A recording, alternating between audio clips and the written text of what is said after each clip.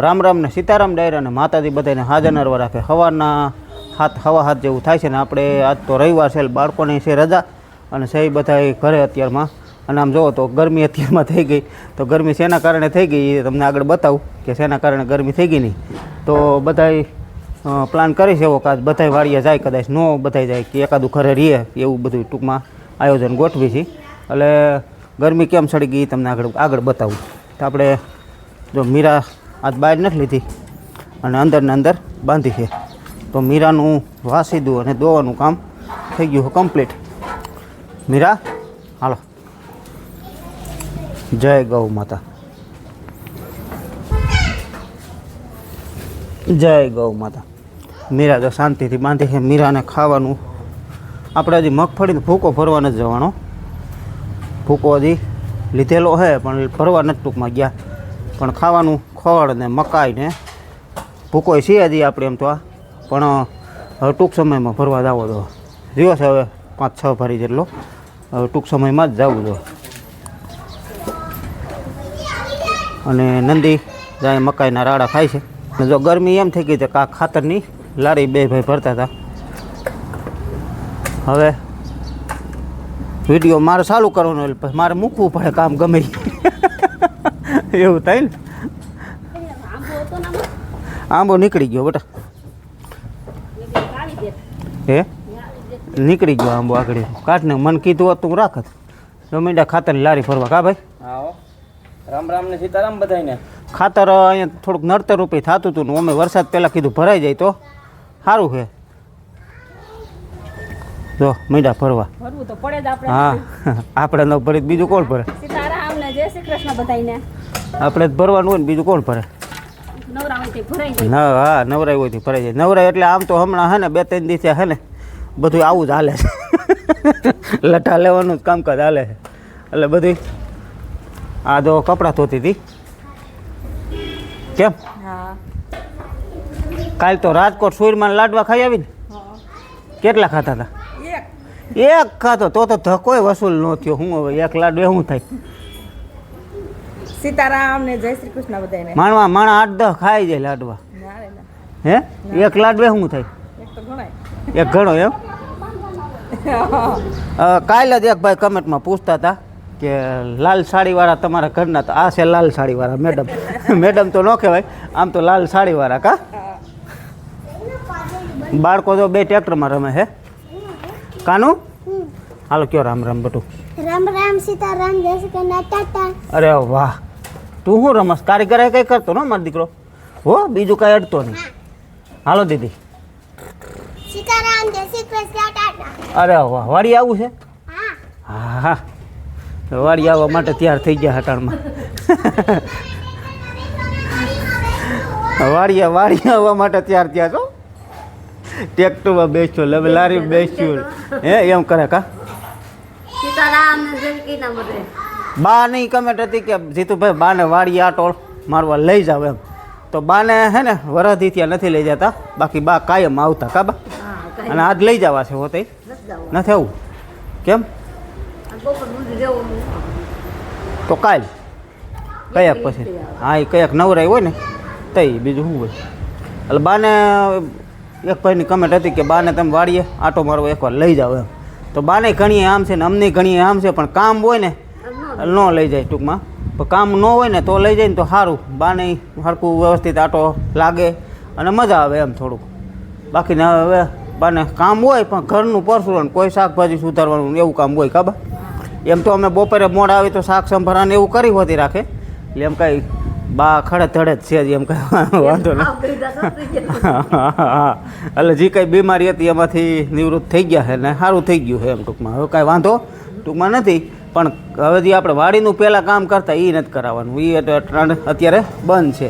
બાકી ના કર હા મારી માં બધાય ઠાકે પણ આ ન ઠાકે એવું ટૂંકમાં હે ને. પહેલથી ને જ એટલું કામ કર્યું. ખબર કામ બહુ કર્યું. મારા બાપુજીએ એટલું કર્યું, તમે એટલું કર્યું, અને ગઈઠાબાઈએ એટલું કર્યું, દાદાએ એટલું કર્યું, કાકાએ એટલું કર્યું, કાકીએ એટલું કર્યું, બધાએ એવડું કામ કર્યું. તો હે હા એ પહેલાંનું નડે ને. પહેલાંનું બધું ટૂંકમાં કામ ગીરાવે હા નાનપણનું આ થોડુંક આ કામ ઓમ છે ઘહારાવાળું કામ છે હાડકાનો ઘહારો શરીરનો ઘહારો આ ટૂંકમાં છે ને મહેનતવાળું કામ છે ખેતીનું રહ્યું ને એ બધું હાલનું કામ છે હેલું નથી. અને આમ જુઓ ને તો ટ્રેક્ટરનું કામ છે ને એવું છે ટ્રેક્ટર હાંકતા હોય સીટે બેઠા હોય ને ત્યાં સુધી આપણને એમ લાગે કે આ બહુ સારું છે બહુ સારું છે, પણ જ્યારે હાંકવા માંડીને આખો દિવસ આપણે હાંકીને તો ત્યારે ખબર પડે કે હાંજ કેવી રીતે થાય ને બધું મગજનો આમાં તો ઘસારો અને શરીરનો ઘસારો, કારણ કે એક સાઈડ જોવું પડતું આપણું ડોકું ગરદને દુખે અને વાહોય દુખે કમર દુખે અને આમાં જમ્પ તો ક્યાંય આવે નહીં એટલે રોદા જ સતત ખાતા રાખવાની એની હિસાબે કમરનો દુખાવો થાય અને ક્લચવાળો પગ દુખતો હોય સતત. પછી બીજા નંબરમાં ગમે ત્યાં આપણે મારું કામ તો તમે બધા જોવો છો કે મારું કામ બધું છે ને જવાબદારીવાળું કામ છે.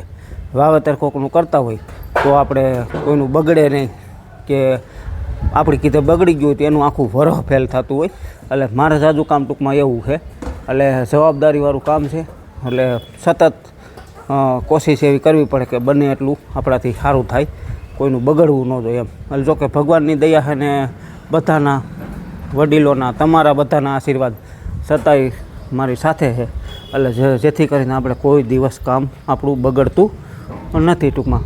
અને જો લારી લગભગ અડધીક પોણી ભરાઈ જાય અડધીક પોણી ભરાઈ જાય હજી તો છે જ એટલું અડધુંક ભરાઈ ગયું ને અડધુંક રહ્યું. આ લારી ભરીને પછી જવું છે વાળીએ. આ ખાતર તો કાયદેસર છે ને અમૃત છે અમૃત. આ આપણે શાકભાજીમાં નાખી છીએ એટલે છે ને ઘર પૂરતું શાકભાજી આપણે બહુ હાઈ ક્લાસ થાય છે.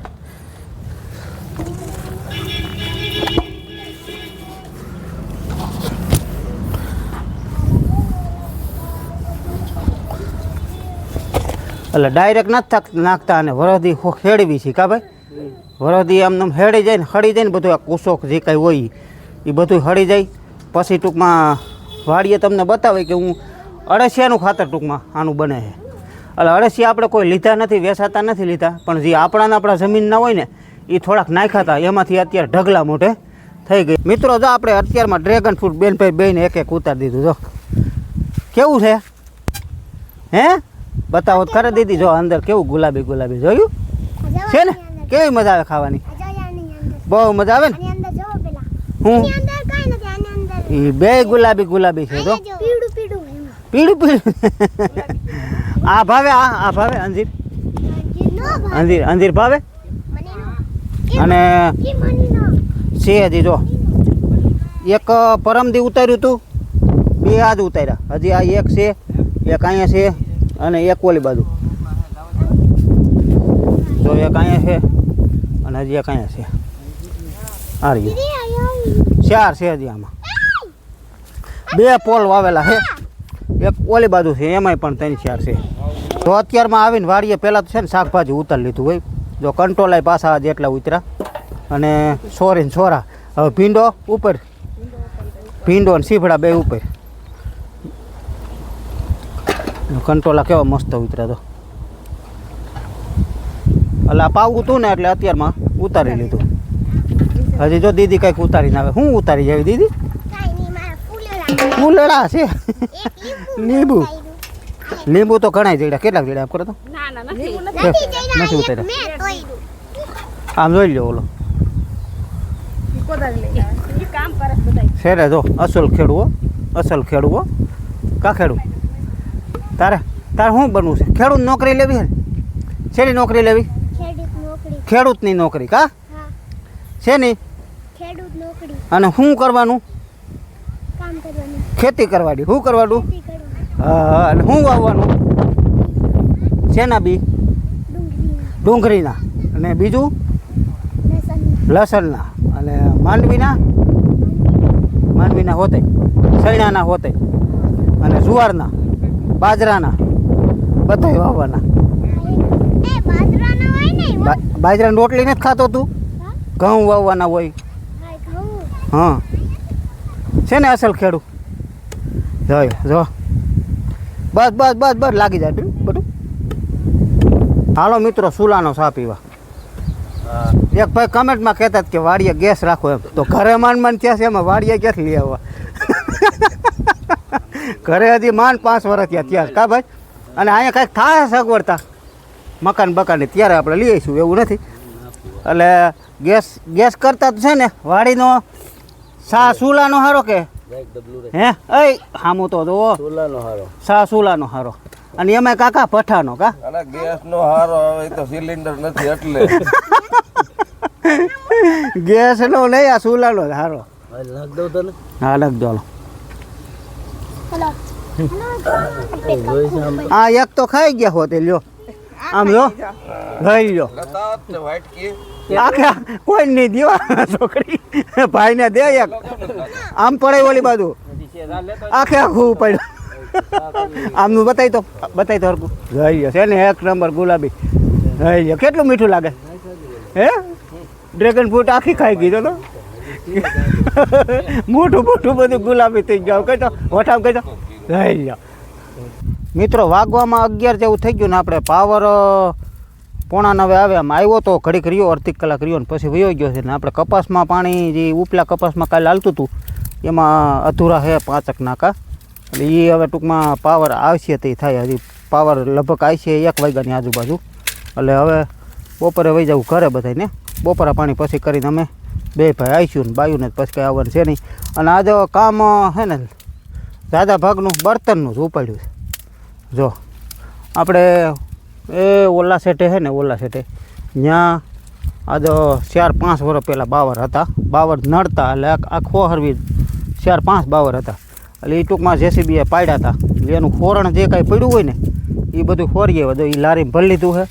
અને અત્યારે આ કપાસની હાંઠિયું આપણે પોર આપણે આ વાડીવાળામાં કપાસ હતો અત્યારે ડુંગળી રહી ને એમાં અને એ હાંઠિયું બધી કાઢીને જો અહીં ભેગી કરીને અહીં થપ્પો મારી દીધો હતો એટલે વાડીએ આપણે સા બનાવાય થાય અને ઘરે લઈ જાય જો આ રીતે ભાંગીને કમ્પ્લેટ આ રીતના પૂરા વાળીએ આ રીતના પૂરા વાળીને કમ્પ્લીટ કરી નાખે એટલે અટાણે વરાપ છે એટલે બધું સુકાઈ ગયેલું હોય અને આને ઢારિયા મૂકી દે ને એટલે જ્યારે રાંધવું હોય રસોઈ બનાવવી હોય રોટલા છે ને એવું દાદા ભાગનું ચૂલામાં તો રોટલા જ બનતા હોય કા રોટલા જ દાદા ભાગના બનાવે બાકી તો બીજું જ બધું શાક સંભારાની તો ગેસે થતું હોય એટલે આ રીતના પૂરા કમ્પ્લીટ વરે છે. હલો કેટલાક વારવા